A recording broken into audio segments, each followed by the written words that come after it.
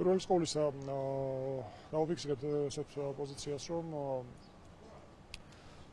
წინა პერიოდში, მსუბოლო პრემიერის ვიზიტის და მინისტრთა კაბინეტის წარმომადგენლების ვიზიტის დროს დელტაში დაფიქსირდა ძალიან დიდი მოწონება და მხარდაჭერა იმ პროექტების, რომელსაც ახორციელებს დელტა.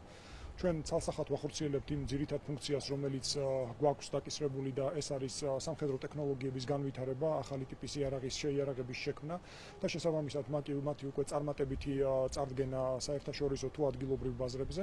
დღესდღეობით ნამდვილად გვაქვს აქ ძალიან დიდი წარმატება, ამავდროულად ცალსახად დავაფიქსირებ, რომ ის პროექტი, რომელიც სახელმწიფომ განახორციელა დელტას ფუნქციონირების ფარგლებში, ეს არის სეტყვის პროექტი, მან უკვე ძალიან დიდი ეკონომია მოუტანა სახელმწიფოს თვითონ მისი რეალიზაციის პერიოდში უკვე რამოდენიმე 10 მილიონს გადააჭარბა ეკონომიამ, ხოლო თვითონ ოპერირების დროს ასევე რამოდენიმე 10 მილიონამდე ავიდა ეკონომია, რომელიც საქართველოს სახელმწიფომ მიიღო მისგან.